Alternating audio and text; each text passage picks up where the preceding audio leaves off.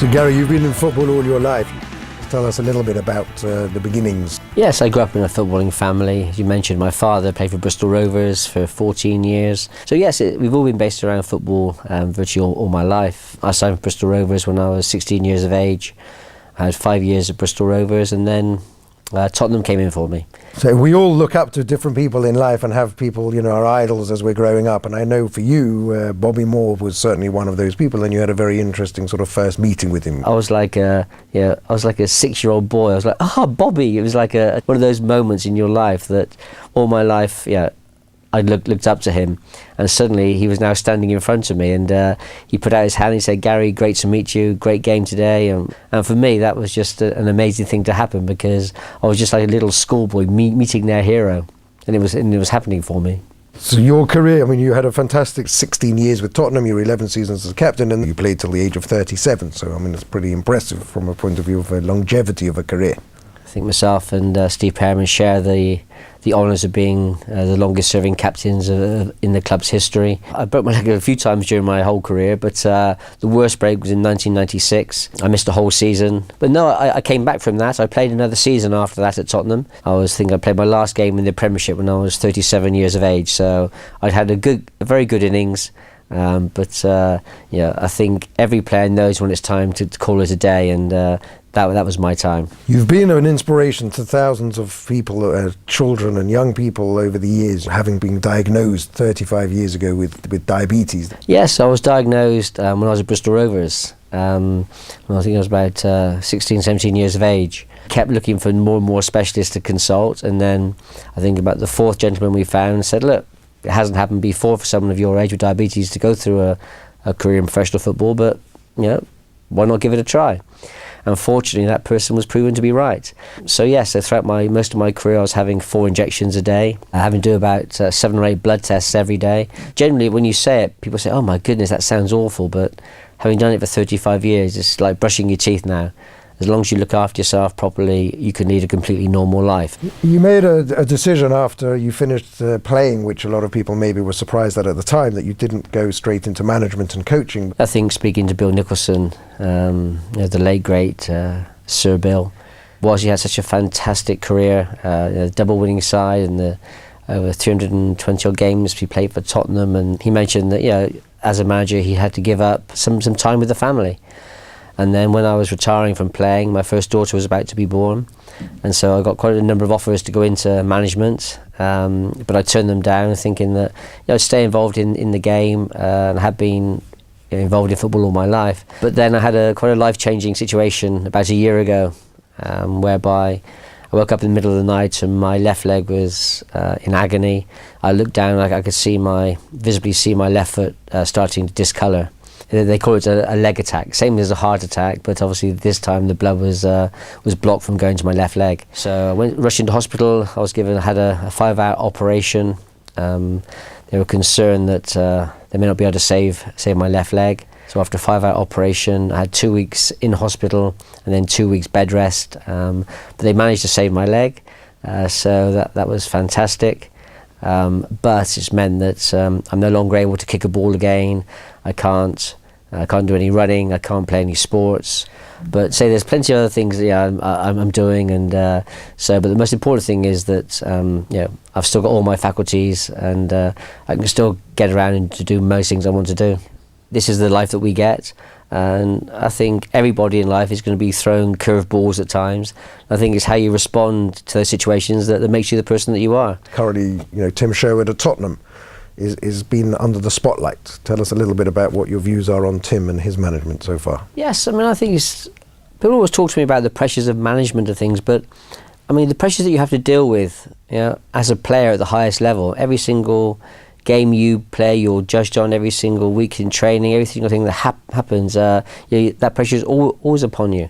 But certainly, if you're going to become a manager, you have to accept the fact that there's always going to be speculation, there's always going to be rumours about your position.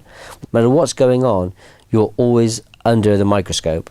And as far as Tim Sherwood's concerned, he was given a great opportunity by the chairman. He's got an 18-month contract to prove to the board that he's the person that can take the club forward. One thing about Tim, I think everyone knows the character that Tim is. As a player, he never shirked a challenge.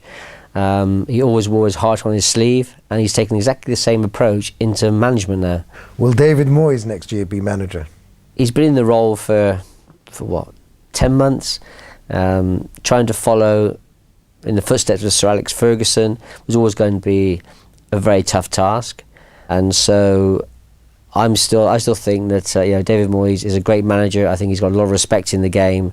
I think he's coping, considering the circumstances, I think he's coping pretty well at the moment.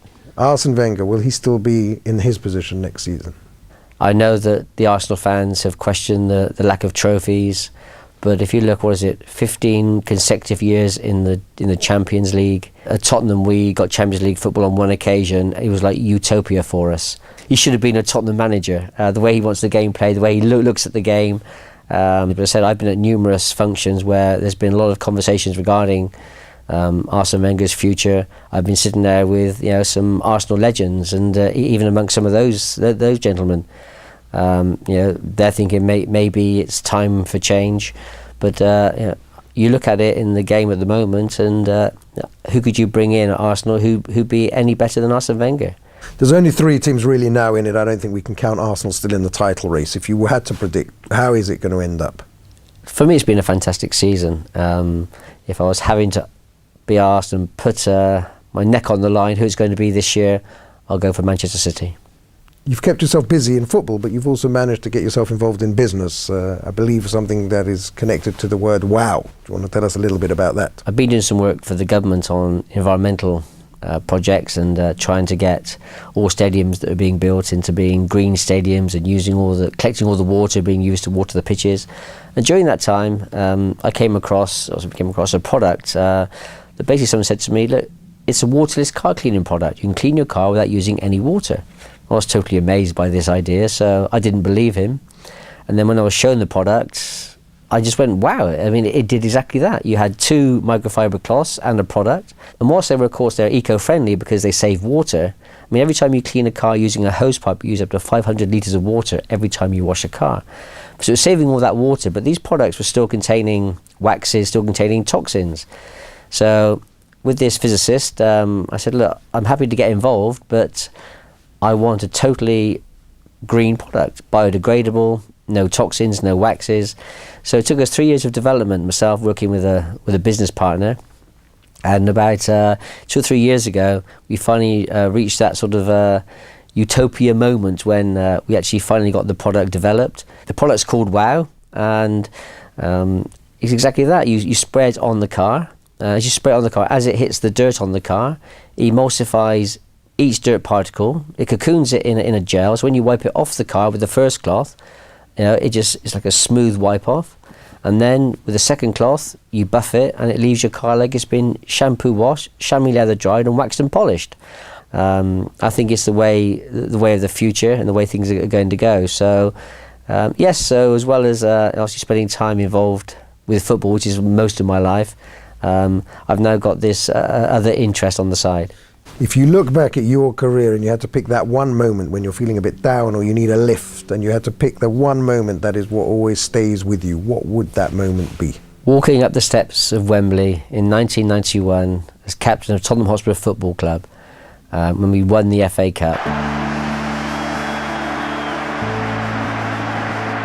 Gary Mabbut will feel a great sense of retribution after what happened in 1987.